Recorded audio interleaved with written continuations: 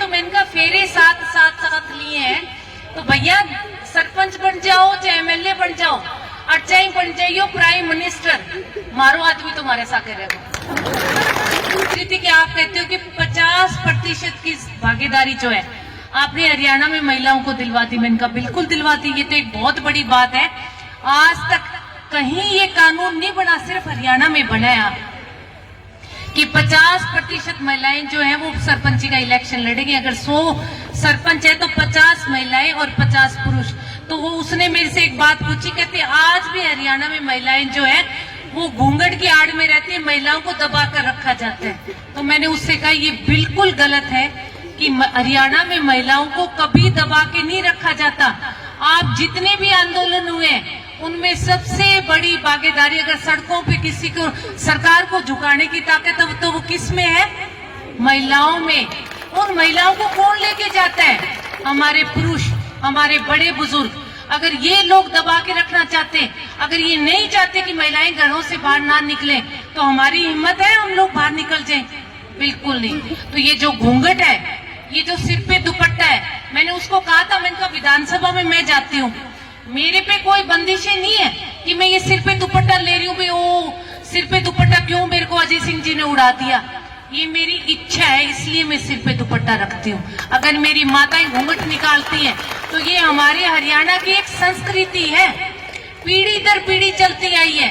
मैं उसको कह रही थी, मैंने कहा अभी तो ये थोड़ा थोड़ा सिर पे दुपट्टा है, आप 2023 है, 10-15 साल बाद आप तरसोगे कि सिर पे दुपट्टे लेने वाली बहुएं भी नहीं मिलेंगी हमें। ये कल्चर खत्म होता जा रहा है हमारा। ये सिर पे दुपट्टा, ये घूंघट में हम कोई दबेल नहीं है किसी के, पर ये हमारे बड़े बुजुर्गों के सामने एक हमारी संस्कृति को हमने पनपा रखा है, उसको हमने जिंदा रख रखा है उस संस्कृति को, और इससे कोई फर्क पड़ने वाला नहीं।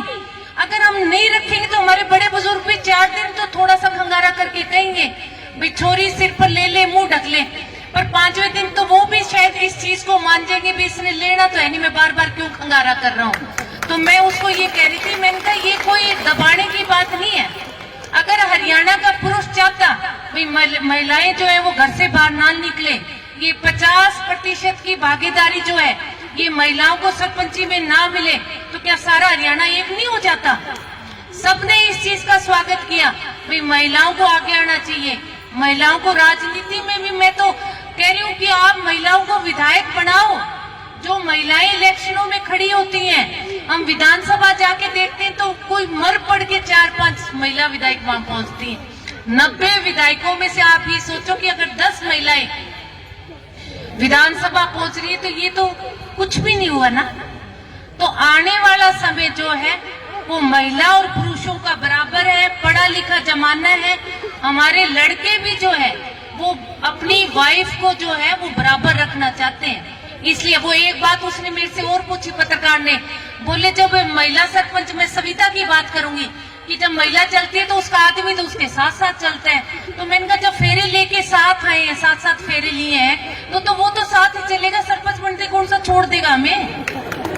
वो छोड़ने वाला तो नहीं है ना हमें। जब फेरे साथ लिए उसने हमें सरपंच बनने का अधिकार दिया है, तो अगर मेरी जैसी बहन को गाड़ी ना चलानी आती हो, मैं कहीं जाऊंगी तो मुझे अजय सिंह ही लेके जाएगा ना, और कौन लेके जाएगा मुझे? तो उसका आदमी लेके जाएगा ना। अगर ये डीसी ऑफिस में सविता जाएगी तो क्या नाम है हस्बैंड का? जितेंद्र ही लेके जाएगा, कोई भतीजा ले जाएगा, कोई भाई ले जाएगा। अकेली थोड़ा ना बसों में धक्के खाते हुए घूमेगी। फिर ये अगर घर में गाड़ी है तो आदमी के साथ ही जाएगी। तो मैंने कहा फेरे साथ साथ साथ लिए हैं, तो भैया सरपंच बन जाओ चाहे एमएलए बन जाओ और चाहे बन जाइयो प्राइम मिनिस्टर, मारो आदमी तुम्हारे साथ रहेगा। और बिल्कुल आदमियों से ऐसे हम देखो, राजनीति में आओ बहुत अच्छी बात है, सरपंच बनो बहुत अच्छी बात है, ब्लॉक समिति के मेंबर बनो बहुत अच्छी बात है, पर हमारे भी बहुत सारे महिलाओं को, मैं हरिचुनरी में चौपाल में भी ये बात कहती थी कि हमारे बहुत नियम और कायदे हैं घरों के। जब तक हमारे बच्चे अच्छी शिक्षा ग्रहण नहीं कर लेते, एक माँ का सबसे बड़ा दायित्व जो है, कर्तव्य है उसकी औलाद। अगर हम अपने बच्चों को उनके पैरों पे खड़ा नहीं कर सकते, अगर हम अच्छी शिक्षा नहीं दिला सकते, तो फिर अच्छी माँ नहीं है। सबसे पहला कर्तव्य हमारा, अगर हम माँ बनते हैं तो हमारा दायित्व है कि हम अपने बड़ों की, जो हमारे घर की परंपरा है उसके हिसाब से चले।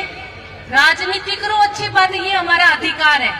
और आजकल की बच्चियां तो वैसे ही पढ़ी लिखी हैं, सब कुछ जानती है वो, पर हमारे बच्चों को, मैं तो कहती हूँ जब तक आपके बच्चे 10वीं और 12वीं पास ना कर ले तब तक आप एक अच्छी महिला बनकर घर गृहस्थी संभालो, उसके बाद राजनीति और सरपंची करो। सच्ची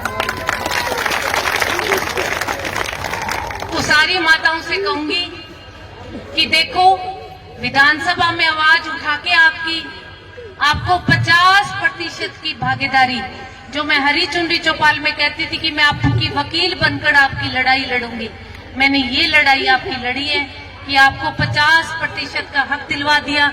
33% की भागीदारी डिपो होल्डर्स में कर दी, 8% की भागीदारी जो है वो SC/BC कोटे में कर दी, 75% जो है अभी हमारे कल परसों 168 कौशल रोजगार के थ्रू, 75% आरक्षण के थ्रू 175 TGT टीचर्स जो है वो कौशल रोजगार के थ्रू जो है वो टीचर्स लगी हैं। देखो, नौकरियां मिलनी शुरू होगी है धीरे धीरे। आने वाले 2 साल में मुझे लगता है बहुत हद तक हम इस चीज पर कामयाबी पालेंगे। और